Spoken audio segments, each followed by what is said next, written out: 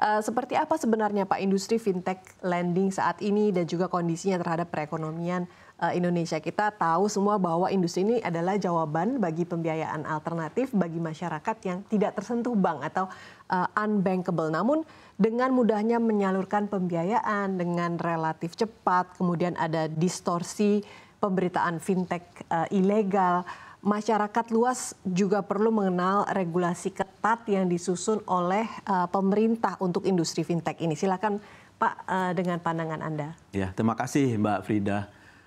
Pertama, sebelum saya menjawab pertanyaan yang diajukan, saya ingin mengucapkan apresiasi terlebih dulu dan terima kasih kepada AFPI yang telah berinisiatif menyelenggarakan acara Outlook Fintech P2P Lending ini untuk tahun 2024. Dan kami juga terima kasih kepada CNBC atas acara ini. Kita sama-sama tahu bahwa industri P2P Lending ini adalah industri yang merupakan masa depan kita semua, terutama karena memang menyediakan kemudahan dari segi teknologi informasi. Dan memang juga karena sudah ada undang-undang yang menjadi payung hukumnya. Jadi Undang-Undang Nomor 4 Tahun 2023 mengenai pengembangan dan penguatan sektor keuangan. Di undang-undang ini, industri P2P lending adalah salah satu yang memang diatur dan OJK diberikan kewenangan untuk mengawasi dan mengaturnya. Dan kami sangat melihat potensi yang besar dari industri P2P lending ini untuk mendorong perekonomian kita lebih tumbuh lebih besar dan lebih kuat, karena memang industri P2P lending ini bisa nanti menyasar yang unbanked, underserved, yang selama ini memang tidak bisa digeluti atau dijangkau oleh industri perbankan ataupun sektor keuangan kita yang tradisional. Jadi dengan mengandalkan teknologi informasi, sangat mudah bagi masyarakat kita untuk mendapatkan pendanaan atau pembiayaan dalam pelaksanaan untuk memajukan usaha ekonomi mereka. Ya, tapi kan juga selain itu ada yang namanya pemberitaan fintech ilegal, Pak. Bagaimana pandangan Anda terhadap distorsi tersebut yang beredar bahwa ada fintech ilegal? Ya, jadi memang dari kami OJK tentu kita juga mewaspadai bersama masyarakat luas terhadap yang ilegal-ilegal ini, karena memang sudah ada Satgas yang khusus menangani ini. Kami beri judul Satgas Pasti, lintas kementerian, lintas lembaga untuk memberikan penguatan perlindungan konsumen sekaligus memastikan bahwa praktek-praktek ilegal di sektor keuangan kita bisa cegah dan kita bisa basmi pada saat yang sama. Namun demikian, kita juga sangat menyadari bahwa di industri P2P lending ini sangat penting untuk kita lakukan edukasi kepada masyarakat untuk lebih mengenal secara persis apa itu industrinya, kemudian seperti apa nanti risiko yang harus dihadapi dan bagaimana prospek ke depannya. Nah, Pak Agusman, OJK ini dikenal sebagai regulator di sektor keuangan yang juga mengelola regulasi bagi industri fintech lending. Lantas seperti apa rencana pengembangan industri fintech lending ini agar kedepannya semakin aman dan juga nyaman dimanfaatkan oleh masyarakat kita? Peran dan dari industri ini sebenarnya sudah besar sekali dan sudah menjadi sumber pembiayaan bagi aktivitas konsumsi masyarakat banyak ya Pak ya, seperti pembiayaan UMKM hingga pembiayaan pendidikan. Ya, betul sekali Mbak Frida. Jadi memang setelah tadi ada undang-undang yang mengaturnya, tentu saja kami di OJK harus membuatkan peraturan pelaksanaannya. Kemudian kami juga tentu mempersiapkan pendekatan-pendekatan yang bisa memperjelas arah kemana dari industri P2P lending ke depan, gitu ya. Sehingga kemarin di tahun 2023, tanggal 10 November, kami meluncurkan roadmap dari industri P2P lending untuk memberikan guidance tentang pengembangan ke depan dari industri P2P lending ini.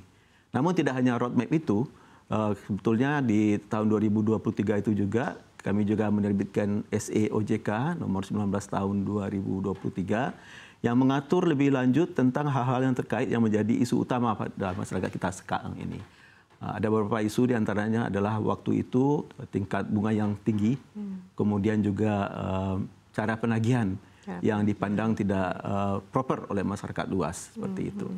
Nah, oleh karena itulah kami sudah menerbitkan ketentuan itu dan sekarang masih berlanjut. Kami juga dalam proses untuk menyiapkan peraturan OJK turunan dari Undang-Undang P2SK itu sendiri yang sekarang masih dalam taraf minta pendapat atau masukan dari masyarakat luas. Oke. Nah Pak, seperti tadi Pak Agusman katakan ada banyak masyarakat yang mengeluhkan skema pembiayaan fintech lending yang katanya menjerat dengan bunga besar, kemudian juga cara penagihannya yang kurang pantas sehingga masyarakat merasa terancam. Kemudian ada juga penyebaran data pribadi oleh fintech tersebut. Ini kan sebenarnya aksi dari fintech ilegal yang memanfaatkan situasi dari sejumlah masyarakat yang terdesak begitu Pak ya, darurat, dia butuh uangnya darurat. Seperti apa pengawasan OJK terhadap aksi-aksi nakal fintech ilegal ini? Seperti tadi Bapak katakan sudah disusun regulasinya, tapi bagaimana kemudian cara penerapannya ke depannya, Pak? Ya, memang dua hal. Yang terkait dengan yang ilegal, tadi kami sampaikan bahwa itu memang nanti kita koordinasikan melalui Satgas Pasti, yang lintas kementerian dan tadi lintas lembaga gitu ya. Kemudian di sisi lain yang sudah berizin, ini pun juga tetap fokus kita. Karena yang berizin ini pun, kan mereka tadi kami sampaikan sudah ada roadmap, sudah ada ketentuan gitu ya. Misalnya terkait dengan bunga. Dulu kita mendengar bahwa konsennya bunganya sangat tinggi. Sebelumnya kan adalah 0,8% per hari. Sebelum akhirnya AFPI menyepakati di 0,4% per hari. Nah, kemudian kami dengan SE nomor 19 tahun 2023 itu mengatur lebih lanjut tentang bunga ini. Karena memang di POJK 10 2022 kami minta bahwa nanti melalui SE yang nomor 19 tahun 2023 ini, bunga itu memang harus terus sesuai dengan ekspektasi masyarakat untuk terus lebih rendah. Sehingga memudahkan masyarakat dalam mendapatkan pembiayaan perekonomian. Jadi pada saat sekarang ini masih 0,4% per hari maksimal ya Pak ya? Mulai tahun 2024 ini, sesuai SE yang tadi kami sebutkan, sudah 0,3% per hari. 0,3% per hari. Dan tahun depan 0,2% per hari. Dan di tahun 2026 menjadi 0,1% per hari untuk kredit konsumtif. Yang untuk produktif jauh lebih murah. Supaya mendorong kegiatan produksi di tengah masyarakat, bunganya adalah di tahun ini 0,1% per hari. Nanti mulai tahun 2026 menjadi 0,067% per hari. Jadi jatuhnya sekitar 24% setahun gitu ya. Nah, tanggapan dari perusahaan-perusahaan fintech sendiri bagaimana Pak terhadap tren penurunan tingkat suku bunga yang diperbolehkan begitu? Ya, tentu saja Mbak Frida, kita membangun komunikasi dengan kalangan industri, termasuk tentu dengan asosiasi AFPI. Karena mereka lah yang akan mengerjakan, mengimplementasikan dan deal dengan masyarakat luas. Oleh karena itu kita bangun kesamaan pemahaman dan juga kesadaran tentang pentingnya tadi bunga atau istilah lainnya manfaat ekonomi ini yang betul-betul sesuai dengan keinginan masyarakat luas dan tidak merugikan kalangan penyelenggara atau dari industri itu sendiri. Dan sepertinya industri juga memahami tentu perlu melakukan efisiensi, kemudian mengelola manajemen risiko yang lebih baik. Karena dengan manajemen risiko yang lebih baik tentu saja bisa menimbulkan hal-hal yang tidak perlu, biaya-biaya yang tidak perlu menjadi bisa ditekan, termasuk juga dalam mengatasi nanti kredit masalah dan lain-lain. Oke, nah Pak Agusman, pemerintah juga memperlihatkan kehadirannya di masyarakat dengan memperketat tata cara dari pengajuan hingga penagihan oleh fintech lending ini lewat aturan yang dirilis di awal November tahun lalu ya Pak ya. Seperti apa regulasi tersebut makin membuat industri fintech ini semakin nyaman tentunya bagi nasabah maupun perusahaan penyedia pembiayaan agar tetap bisa menjaga agar bisnisnya ini terus berkelanjutan Pak? Ya, betul sekali Mbak Frida. Jadi supaya lebih sesuai dengan tadi bisa melindungi kepentingan masyarakat luas dan kebutuhan pembiayaan di tengah masyarakat itu, di SE yang tadi kami sebutkan nomor 19 2023 selain bunga, kita juga mengatur mengenai agar kalau masyarakat mau mengajukan pinjaman itu mereka harus mengukur dirinya tentang hutangnya sudah berapa selama ini. Nah, ini yang kita bilang dengan leverage ratio. Leverage ratio ini adalah untuk tahun 2024 ini di 50% masih diperkenankan antara utang dengan pendapatan mereka. Tapi di tahun depan turun terus menjadi 40% dan tahun 2026 menjadi 0,3%. Artinya orang berutang itu jangan lebih dari sepertiganya dari income. Jadi nanti sangat menyulitkan mereka pada waktunya kalau harus bayar. Satu lagi yang tadi Mbak Frida tanya, mengenai bagaimana mekanisme penagihan. Nah, inilah yang kita atur di SE itu supaya lebih aman dan menjaga kepentingan konsumen. Di antaranya penagihannya, tidak melakukan intimidasi, tidak melakukan ancaman, kemudian tidak berbau sara, dan juga jamnya.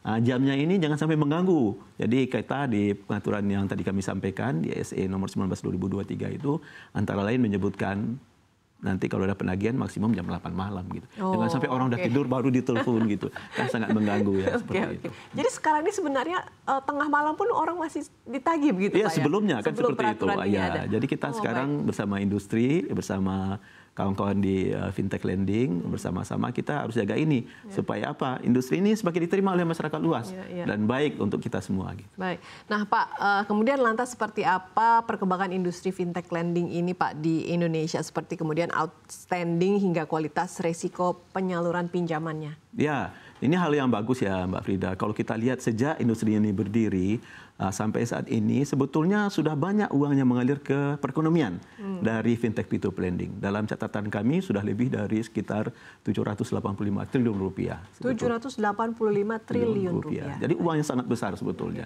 Dan kita juga mencatat dan melihat persis bahwa di saat-saat seperti sekarang pertumbuhan dari pembiayaan yang dilakukan oleh industri P2P lending ini juga tetap tinggi. Di data terakhir itu di sekitar 18%. Dan jumlah outstandingnya itu sekitar 60 triliun lebih. Kualitasnya bagaimana? Kualitasnya juga tetap baik. Yang kita istilahkan dengan TWP 90. Tingkat uang prestasi 90 hari.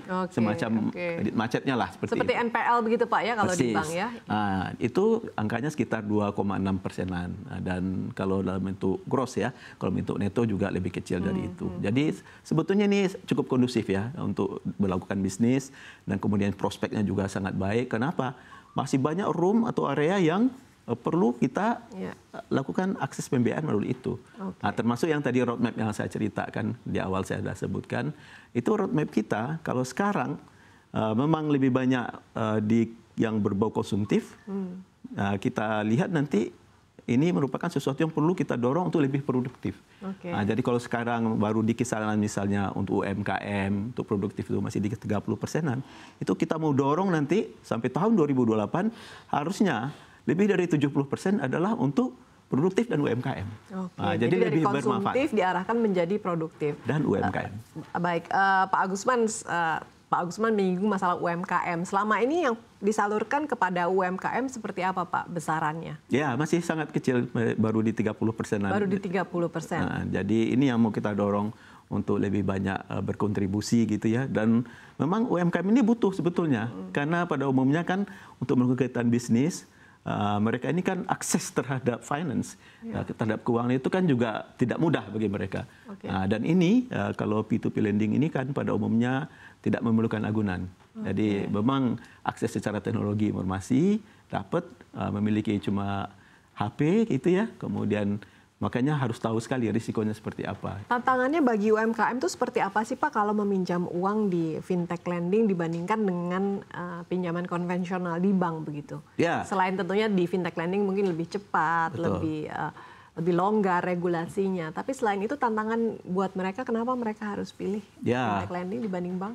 Betul. Jadi tadi seperti disampaikan di fintech lending ini akses itu lebih cepat, lebih mudah diperoleh seperti itu. Tapi pada saat yang sama, tentu saja kalau masyarakat kita, termasuk UMKM, juga harus mengukur risikonya gitu ya. Nah, beda dengan perbankan, kalau fintech P2P lending ini, memang para lender ini yang langsung terekspos dengan risiko. Karena itulah para lender juga harus mencermati siapa borrowernya.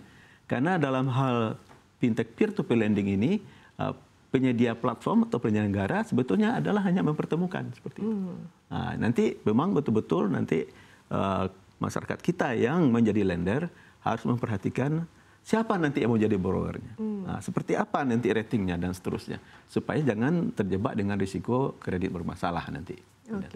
Nah Pak Agusman, harapannya kontribusi dari pangsa pembiayaan fintech lending ini kepada UMKM bisa berapa besar nih Pak targetnya? Ya itu yang tadi kami sampaikan di tahun 2028 nanti ya. Itu terus meningkat dan nanti di kisaran lebih dari 70% harusnya dari yang produktif. 30% gitu. Sekarang, jadi bergerak terus. Menjadi 70% nanti di 2028.